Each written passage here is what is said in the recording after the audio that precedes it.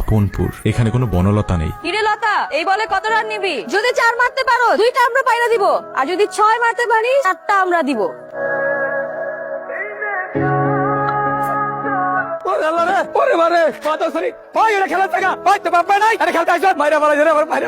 দেখ তো লোকটা মাথা পাচ্ছে নাকি? তুমি বাচ্চ একটা টেপ টেনিস বল হয়েছে কে? একজন মেয়ে। আপনি চিল্লাচ্ছেন কেন? কিছু হয়েছে আপনার? আসলে কিছু হয় নাই। একজন মেয়ে মানুষ বের হয়েছে তো, তাই তার কাছে ফুলের টোকা লেগেছে। মেয়ে মানুষ ফুলের টাকা ফাজিল লোক। তো চল তো চল। কেউ আছেন? সৈয়দ বাড়ির সামনে এসে উচ্চ স্বরে চিৎকার করে। আবিদ, আমার এত বড় সাহস। হ্যাঁ দাদা যান, আপনি কেন হঠাৎ করে চলে এলেন? Surprise, it's a big surprise for you all. ভাইয়া, তোমাকে এতদিন ধরে সবাই দেশে আসতে বলছিল, তুমি আসো নাই, আর এখন সারপ্রাইজ দিচ্ছ। হ্যাঁ লবণাই, এত বছর পর এসে তুমি আমাকে লবণ বলতেছো? আমি লাবণী। তুই লবণ। আরে ভেতরে নিয়ে যাও। লাগে, চলো চলো। আপামনি খালাম্মা কইছে আপনার পুটি মাথার মধ্যে কইটা লবণ মরিচ মাখায়া করাইতে পারবো। চুপ থাক জড়ি না। আপামনি, আমার নাম রোজিনা, আপনি খালি আমার ব্যাঙ্গান। Gifts for all. তোমার জন্য আতর, মিস লবণ, নিব। Miss Labani. This is a very special handbag. চাস তো? তোর জন্য নতুন ফোন। থ্যাংক ইউ ভাই, থ্যাংক ইউ সো মাচ, খুব দরকার ছিল। 1 2 and 5 পাঁচটা হচ্ছে আমার মার জন্য। শুনলাম সৈয়দ বাড়ির বড় নাতি আবিদ আসছে। তো না, ওই সৈয়দ চাচার হাত ধরে আবিদ ছোটবেলায় অনেক বেড়াইতে আসতো তো, তাই বললাম। বুঝলাম, সৈয়দ বাড়ির মানুষদের নিয়ে তোমার তো আগ্রহ কিসের? তোমরা কি ভুলে গেছো কোন আলা প্রসঙ্গ খানবাড়িতে তোরা একদম নিষেধ? ভাই আমার কাছে দে। চুমি ফুলের টোকাটা সুন্দর, অবশ্য ফুল নিজেও খুব সুন্দর। আপনি কে বলেন তো? কোন বাড়িতে বাড়িতে আসছেন? ব্যবহারটা কিন্তু ফুলের মতো হলো না, কাটার মতো হয়ে গেল। হ্যাঁ আমি কাজ। আপনার পরিচয় বলেন। ফুল হলে পরিচয় দিতে, একটা মেয়ের পরিচয় জানা দরকার। কোন বাড়ির বলতে পারবে? রাস্তা, তুমি কি কোনো মেয়ের প্রেমে পড়ছো নাকি? করি নাই, তবে যে কোনো মুহূর্তে পড়ে যেতে পারি। কোন বাড়ির মেয়ে, নাম কি? ওর নাম লতা। তোর ভাই কি বললো? ভাইয়া যা বলছে তোর শুনলে কলিজা শুকায় যাবে। আবিদ ভাইয়া সৈয়দ বাড়ির বড় নাতি। বুঝতে পারতেছো না, লতা খান বাড়ির মেয়ে। তুমি কি সব ভুলে গেছো? বন্ধুর ছেলের সাথে খুবই ভেগে যাওয়ায় দাদা যেন আর কখনো বন্ধুর মুখ দেখেন, ইভেন জানাজা পর্যন্ত যায়নি।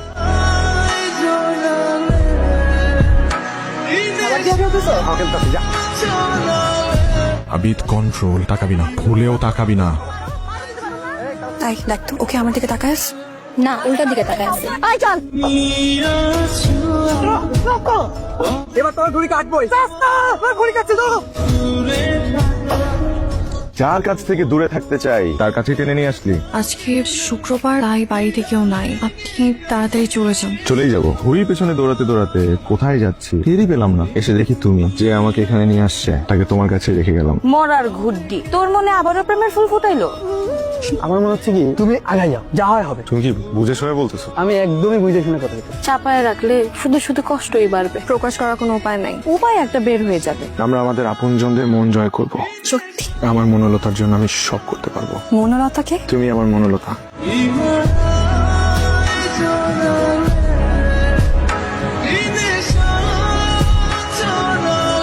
হাই, কি করো? ঘ্রাণ নেই। ঘ্রাণ? কিসের ঘ্রাণ? আমার হাতে কিস করছো, সেটার ঘ্রাণ এখন ভুলে গেছে। ডিনার করেছো? না। কেন? ভাত খেলে হাতে তরকারি ঘ্রাণ লেগে যাবে, আর আমি চাই না তোমার ঘ্রাণ মুছে যাক। এত ভালো কেন বাসো?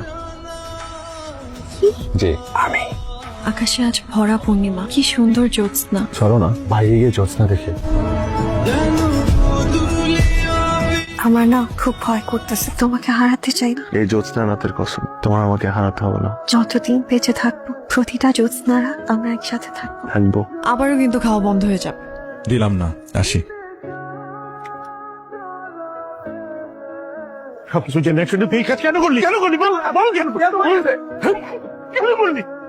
লতা, তোকে আমি অনেক বিশ্বাস করতাম, কি করে পারলি তুই কাজটা করতে? খবরদার এই ভুল পথে আর পা বাড়াবে না। হ্যালো, আমি খানবাড়ি থেকে বলছি। আমার নাম্বারে কেন? আপনার বড় নাতি আমার নাতনিকে নিয়ে কাল রাতে বাড়ির বাইরে গেছিল, ধরা পড়ে গেছে। আমি চাই না এর সম্মান ক্ষুণ্ণ হোক।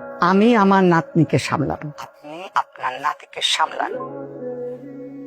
তুমি আমার ছেলে, আমাকে নিয়ে আমার কত গর্ব ছিল। আমাদের পরিবারের সম্মান নষ্ট করতে তোমাকে আমি প্রথমবার এবং শেষবার মতন সাবধান করে দিচ্ছি। আর যদি কখনো ওই পথে পা বাড়াও, পরিণাম কিন্তু ভালো হবে না। তুমি আমার বড় নাতি, তুমিও খুবই আদরের, কিন্তু সে যে ভুল করেছে সেই ভুল যদি তুমি করো তাহলে বুকে পাথর চেপে হলেও তোমাকে আমরা মৃত ভাববো। আর এরপরে যদি বাইরে যায় তোমার অবস্থা কি তুমি খারাপ করে দেবে।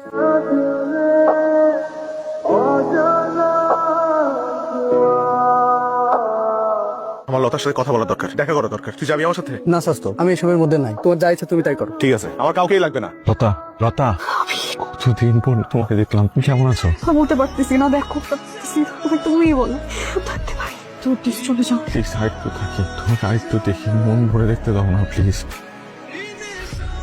কুত্তার বাচ্চা আবার আইসস, ওই কুত্তার বাচ্চা, ওই বাবা, ওই কুত্তার বাচ্চা, চল তোর আজকে দেখি এখন আবিদের বাচ্চা আসছে। তোমার সাহস দেখে আমি অবাক না হয়ে পারতেছি। খান বাড়িতে আসার সাহস তুই কোথায় পেলি? হ্যাঁ তোর একজন খান, ওকে আরেকবার শেষ সুযোগ দেওয়া দরকার। কে এত ফোন করে? আপনি আপনার নাতিদের সামলাইতে পারেন নাই। সে আমাদের বাড়িতে আসছিল, ধরা খাইছে, পরিস্থিতি কি অবস্থায় গেছে। পর আরেকদিন যদি সে আমাদের বাড়ি ত্রিসীমানায় আসে, সুস্থ শরীর নিয়ে ফিরতে পারবে কিনা সন্দেহ। বারবার না করার পরও কেন এই কাজ করেছো? সবাই তোমাকে বারবার না করেছে, তারপরও তুমি আমাদের মান সম্মানের কোনো মূল্য নেই তোমার কাছে। যদি থাকতো তাহলে তুমি আবার ওই পথে পা বাড়াতে না। তোমার ফুপু একবার গোটা গ্রামের মানুষের কাছে আমাদের অপমানিত করেছিল, আর আজ আবার তুমি সেই একই ভুল করে একইভাবে অপমানিত করার আয়োজন করছো। ঠিক আছে, আমি চলে যাব, অস্ট্রেলিয়া ফেরত চলে যাব। হ্যাঁ সেটাই ভালো হবে, তোমার জন্য আমাদের সবার জন্য। ভাইয়া তুমি কি সত্যি সত্যি চলে যাবা? সত্যি সত্যি চলে যাবো। সুমি, তুমি চিঠিটা একটু লতার কাছে পৌঁছে দিতে পারবে প্লিজ? দেখো আমি অস্ট্রেলিয়া ফেরত চলে যাচ্ছি, আমার মনে হয় কথাগুলো আমি চিঠিতে লিখেছি। তুমি প্লিজ প্লিজ সুমি, আমি রিকোয়েস্ট করছি, প্লিজ না করো না প্লিজ। আচ্ছা দেন। Thank you Sumi. লতা, আবিদ ভাই আবার বিদেশ চলে যাইতেছে। কি এটা দিছে? প্রিয় মনোলতা, তোমাকে আমি কথা দিয়েছিলাম যে করেই হোক আমি আমাদের আপনজনদের মন জয় করব, কিন্তু আমি পারিনি। অনেক স্বপ্ন নিয়ে দেশে ফিরেছিলাম, কিন্তু পরাজয় মেনে নিয়ে আমি আবার অস্ট্রেলিয়া চলে যাচ্ছি। প্রিয় মনোলতা, ভালো থেকো তুমি। আবিদ তুমি কি করে ভাবলা তুমি আমাকে ছেড়ে চলে যেতে চাইলে? আমি তোমাকে চলে যেতে দিব? আমরা ডিসিশন নিয়েছিলাম কখনোই পালাবো না, কিন্তু এখন আর কিচ্ছু করার নাই। রাত 12টায় আমি রেল স্টেশনে থাকবো, বাড়িতে তো ফিরতে পারবো না, হয়তো খারাপ কিছুই করে ফেল। তুমি লতার কথা শুনো না প্লিজ, দাদা যেন তোমার পায়ে পড়তে ফেলে। আর কোথাও যাবো না, ডোন্ট ওয়ারি।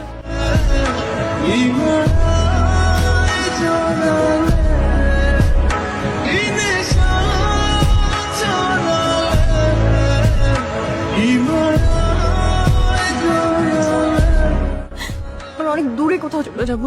নিয়ে যাবো তোমাকে, চলো।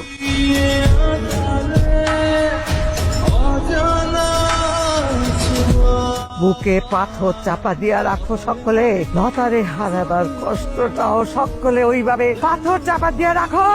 আমার লতার ছাড়া আমি থাকতে পারবো না। আমার হৃদয়ের পুরনো ক্ষতটা নতুন করে আবার দগদগে হয়ে উঠলো। গ্রামের মানুষ কেউ এখনো জানে না, সবাই যখন জেনে যাবে আমি কোথায় মুখ লুকাবো। আপনপুর নিবাসী পিতা সৈয়দ মোরশেদ হোসেন সৈয়দ আবিদ হাসানের সঙ্গে আপনি এই বিয়েতে রাজি থাকলে বলেন কবুল। লতা, তোমার সাথে আমার কিছু কথা আছে। আমাদের আর কোনোদিনও দেখা হবে না? না, কোনোদিনও না। যদি দেখা হয়ে যায়? কাউকে চিনবো না, ভুলে যাবো সব। নিজের খেয়াল রেখো। তুমিও। আপামনি, খালামা, আপামনি আসছে। দাঁড়াও, এই বাড়ি থেকে একবার যে চলে যায় তার জন্য কোনো জায়গা আমাদের কারো কাছে নেই। যা চলে যা, এখন থেকে তুই আর আমাদের আপন কেউ না। আমি এই বাড়ি ছেড়ে চলে যাইনি। যত কষ্টই আমার হোক না কেন, আমি চাই তোমাদের জিত আর তোমাদের অহংকার জিতে যাক। আপনার কাছে তো আপনজনদের অনুভূতি, চাওয়া পাওয়া, ইমোশনের কোনো মূল্য নেই। আশা করি গ্রামের মানুষ জানার আগেই আমার ফেরত আসার কারণে আপনার সম্মান বেঁচে গেছে। হৃদয়ে জায়গা না হোক, অন্তত বাড়িতে একটু জায়গা দিন।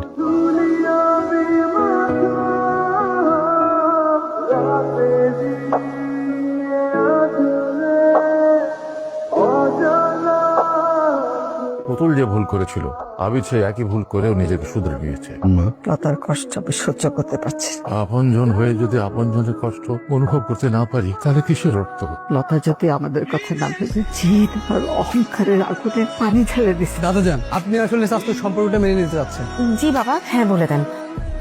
স্বামীর হুকুম অমান্য করে হ্যাঁ বলে দিলাম। আলহামদুলিল্লাহ। তো বলে ফেলো, কি? আমি আবিদ, সৈয়দ পরিবারের বড় নাতি। দেনমোহর হিসেবে প্রতিটা জ্যোৎস্না রাত তোমাকে উপহার দিতে চাই। যদি রাজি থাকো বলো কবুল। কবুল। আলহামদুলিল্লাহ।